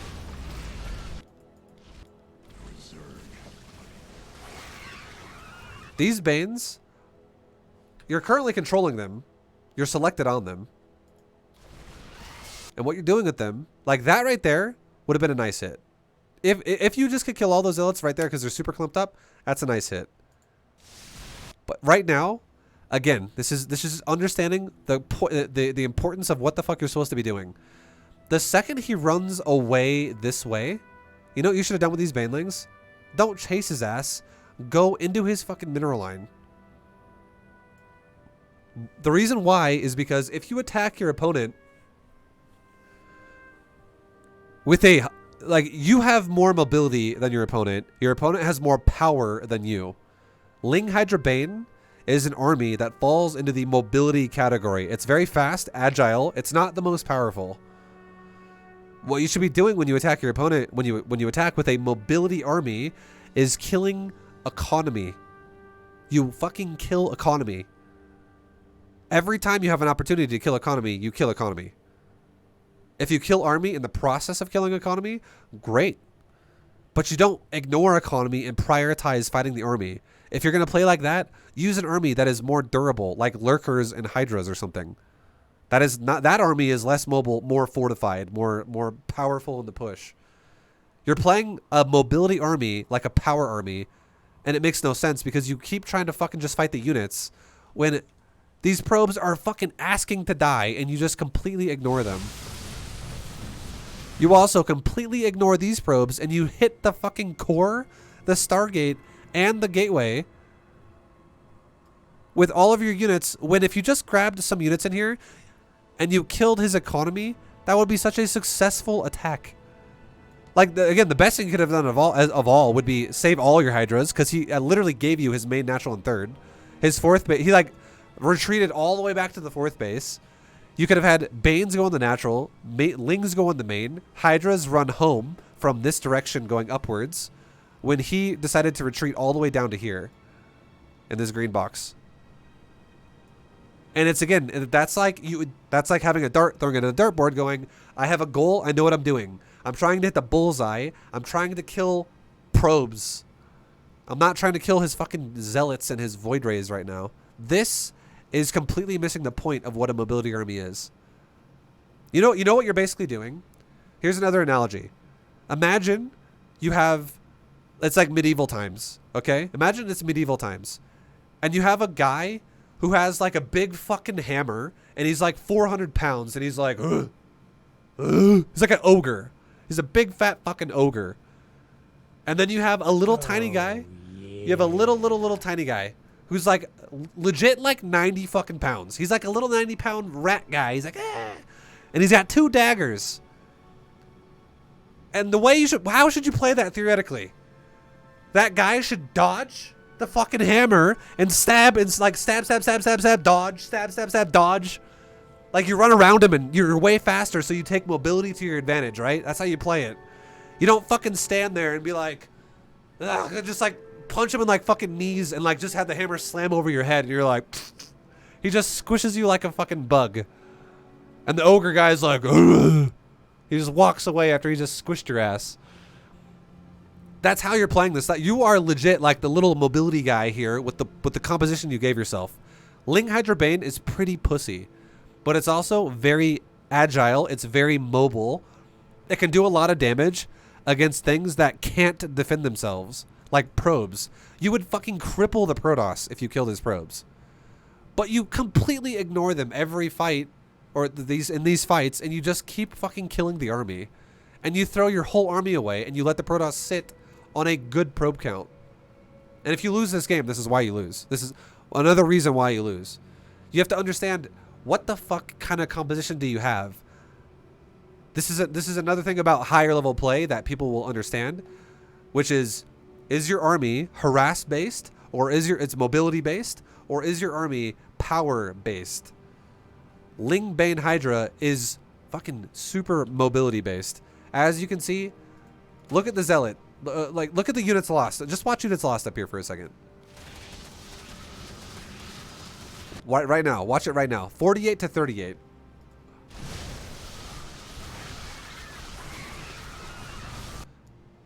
$59 to 48. The Protoss has lost 0 units, and you just lost 21 units. This is not a power army. This is the moment where you're that little dagger boy being like, yeah, yeah, yeah. And then you're fighting that big fucking ogre, and there goes your now legs are both broken, and he's gonna hit you again and smash your fucking brain into the ground. Like, he could not chase you if you went into his base. You would fucking destroy him, but you completely are devoid of doing that. Because I just think you don't understand how to run the composition. And now, hopefully, anyone out there that's listening to this, hopefully now you guys do.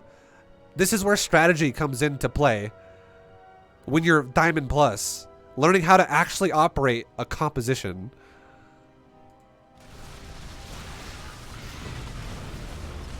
Like, you had such an opportunity again right there to kill probes, and you turned around to chase Zealots. You could have killed that mineral line or that mineral line, and you chased the Zealots. And you just sit there under Void Rays. And what you just did right there is you would have, like, look at the guy's income. Now look at the main base. This main base looks like shit. If you killed this mineral line and this mineral line, this income would be like 800 or like 700 minerals a minute. This represents a minute, by the way, what the average is out of a minute. You know how fucked he'd be if you killed that? But instead what you killed is you killed like 8 Zealots. With all those Banes. You just killed like 8 Zealots. So when you look at resources lost, you're actually winning that, surprisingly. But good job. That was not a good trade, though. Like, fucking 18 Banes for like 10 Zealots? I guess, yeah, it's whatever. Banes are pretty cheap overall. They do cost gas, though. But like this would have been so much more damaging than killing like 10 Zealots. So much more fucking damaging. What does a Baneling cost? One Baneling costs 50 minerals and 25 gas. So in theory, one Baneling is still cheaper than one Zealot.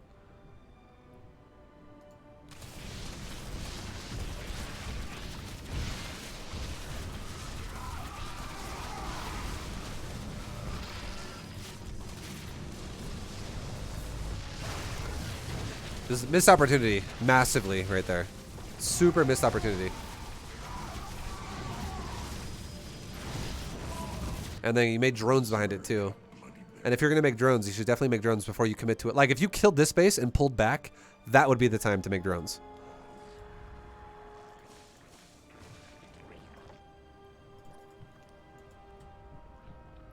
Your hive cluster is besieged. Your drones are I think you're gonna win this game, honestly. I feel like you should win this game. Let's speed it up even faster. I don't have like this. We've talked about this for so long already. We'll see if you make another mistake again the same way.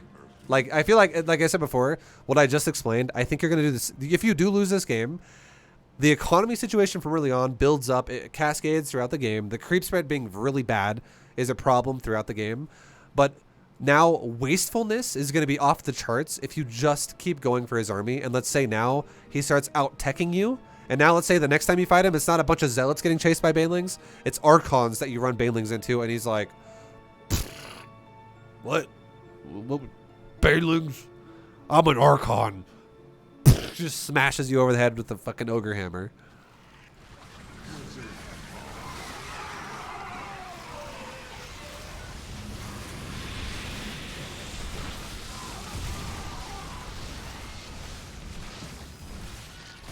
Yeah. He's using battery overcharge, storm, and archons with sky toss. And again, you could have killed him right there. You could have killed him right there. Watch, check this out. Watch this.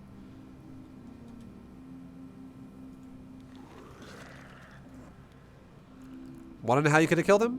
Watch. You have to start playing Ling Bane Hydra how you're supposed to play Ling Bane Hydra and not just use it like a fucking hammer over someone's head. Think about it like this. How many Banes do you have? You have 40 fucking Banelings. You have 31 Lings, 29 Hydras, and 40 Banes. Imagine if you took the majority of your Banelings and your Zerglings, so we're like maybe like 25 or like 20 plus of those Zerglings, and like 30 plus of those Banelings, and you put them right here. Okay? And then as you took this fight with Hydras, you immediately poked him and you backed up. You know what that does? You get his fucking attention. You're like, ah, look at me. I'm over here. I'm Hydras. Look at me. And he's like, he turns his fucking ogre head and he looks at you. He's like, Hydra. And then, you know what you do? You fucking back up. You back the fuck up. Because guess what he's got right here? Watch. Look at his army. What if you backed up right now? What if you backed up right now? You've taken no damage yet, but you have his attention. And now imagine if Zerglings were sitting here with Banelings, and what if you did this? Banelings go like this. And Zerglings go like this. Mobility. Mobility. And you know why that would make sense? If you had the idea in your mind where you went, what am I playing? Hydra Ling Bane. What is Hydra Ling Bane good at? Mobility. What is Mobility Army is good at? Killing economy. If I attack. The only time you should fucking ever fight this army head on is if you're the one who's currently in the tempo of the game. If you're the one who's now on defense and his army's right here and you have a bunch of creep spread and you're like, okay, some of my army goes there. Some of my army goes there. Some of my army goes here. Some of my army's down here. And I do a big fucking just like surround. I do a big surround. And I just kill his whole army because he's like, you know, he has to storm from every direction and Banelings are smashing into him on every side.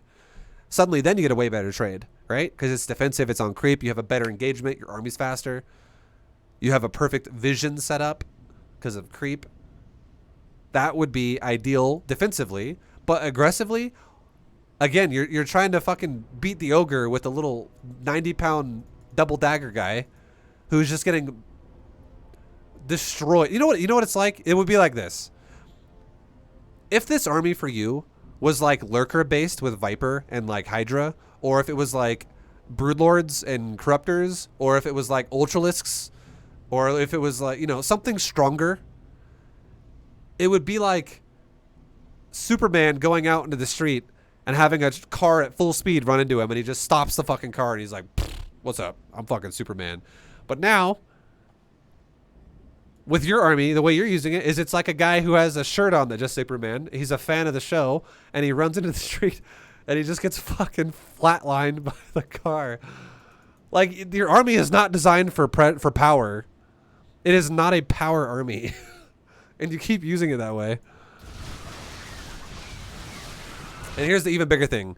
Do you move command any of your Banelings into this mineral line? Or do you just run into every Archon?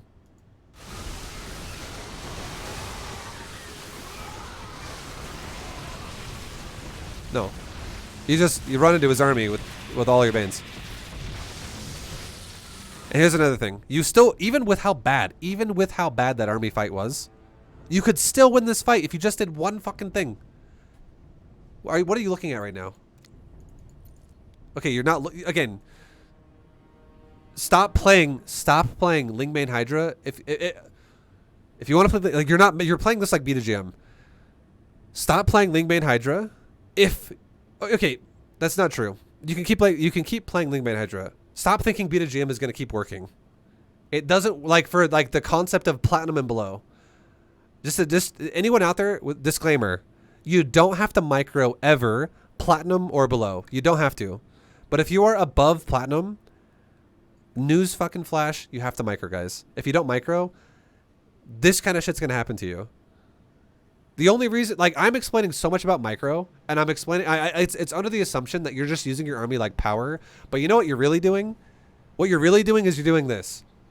Units, attack. Then you're like, Mac drone, queen, upgrade. How'd the fight go? Oh, everything's dead. I mean, you have to fucking micro. You actually, in Diamond Plus, you have to start having conceptual micro to a degree. You cannot play Diamond microless. The only way you can win Diamond if you have zero micro is if you have flawless fucking macro. That's the only way you'll win. And we already talked about the macro, why that was fucked up. It wasn't perfect. But you have to have some idea of how to micro your shit in Diamond. So you can, by all means, you're more than welcome to play Hydra Ling Bane in Diamond League. That's a good composition. But you have to understand the idea behind what it is, which means you have to at least micro it a little bit. If you just fucking A-move it blindly to death, this is going to happen to you multiple times. It's going to keep happening to you, and everything we just talked about is why you're going to keep losing. It's because you're using a mobility army like a power army, and it's not a power army. Like, if you would have killed that pylon or that battery, you would have you would have won the fight here, and you probably would have won the game, because you know what would have happened after if you killed the pylon, you would have shut down the battery, and you would have also shut down the new warp ins, and which is all these zealots that are now in your face, that are in the process of dying as the Archons are killing you. But if you killed the pylon and you shut down the battery and all the zealot warp ins, you would have easily killed the Archons as they were morphing in, because you wouldn't have wasted time killing the zealots. And then all of these fucking probes would die. That would win you the game, because again, this army is all about killing the economy.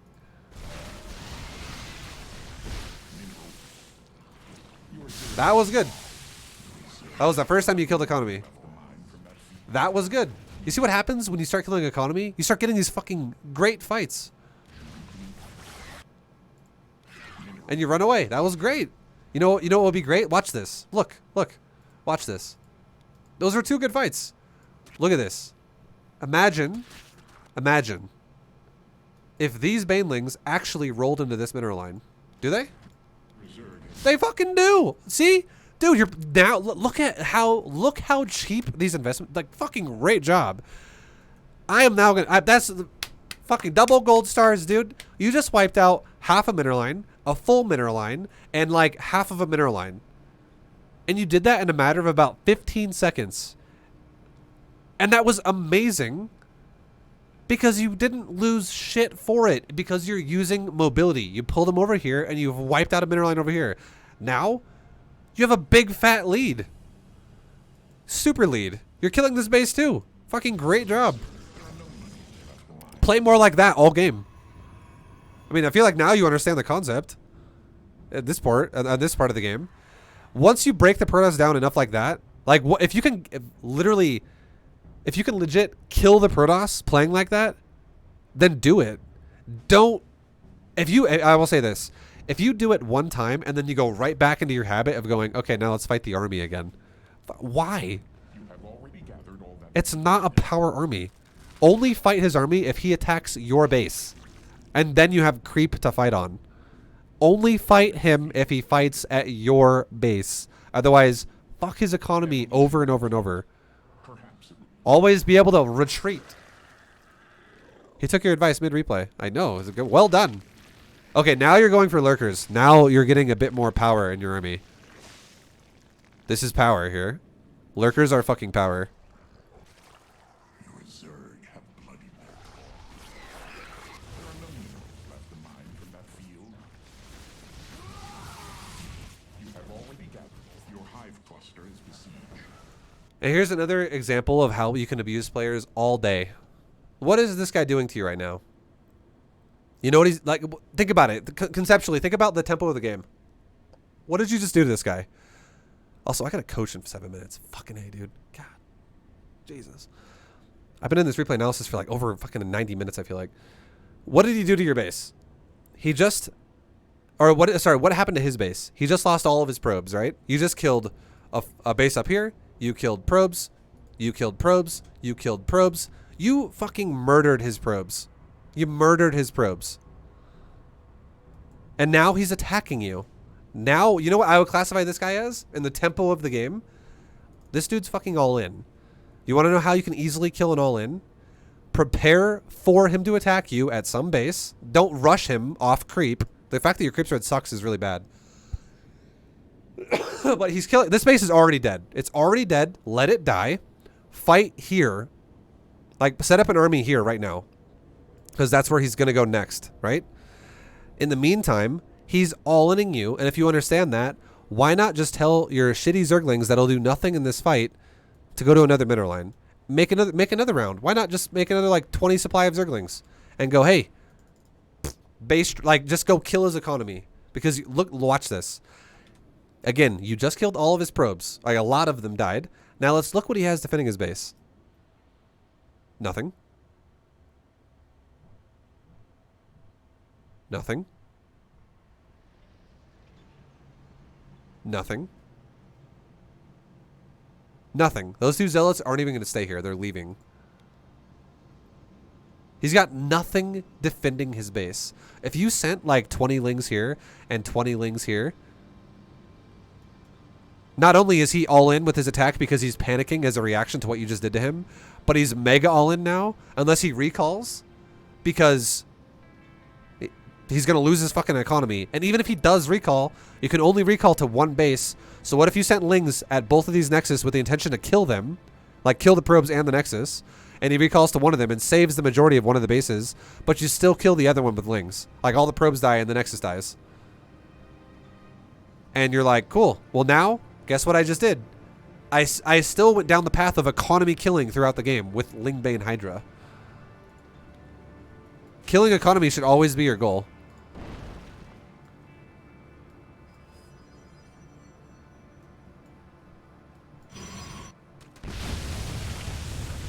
But again, now you're pushing with a power army. The only thing about Lurker Hydra is do not ever burrow your Lurkers and then move way far forward with your Hydras out of Lurker range and just go fight without your Lurkers. If you do that, you're going to throw the game. If your Lurkers are always the ones leading the charge because they siege, like a Lurker can burrow before getting attacked and it can attack the Protoss first. It's a siege unit. It has 10 fucking range. It's very long. If you engage with Hydras, it's a mistake. Again, your army's power now because of Lurker, so you need to use them. Do you use them? You're killing bases. This is nice. You're getting counterattacked by some zealots. You deal with it pretty well. Good job. You're engaging with Hydras into Storm. You burrow Lurkers. You fall back over. Okay, that was a good fallback. But you're now, look at you. Look what you're doing with these Hydras. This is wrong. Cover the Lurkers. Don't engage over them and charge with the Hydras. Okay, back good. Back up. No, bad. You're fighting before the Lurkers are even helping you. The Lurkers are what's supposed to zone out the Templar. Ideally kill them. And they help also thin out the Archons and the Zealots. But if you just walk forward into Archon, Zealot, and Storm, and Carrier, you're going to lose your Hydras while your Lurkers slowly start tickling the fucking Archons and the Zealots. And then by the time you actually have the ground units, the front line is broken. Your Hydras are like fully dead now because like none of his units had to be compromised because none of them had to walk into Lurker range. And now you're dead. Because now you actually can't cover your Lurker.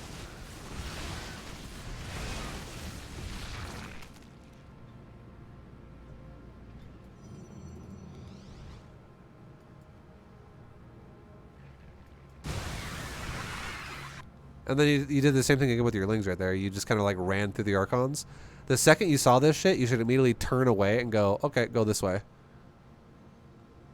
But you're dead now because you have no army. You have no income and you have no army. Units lost for the fight? Oh, it's definitely going to be pretty bad for Zerg now.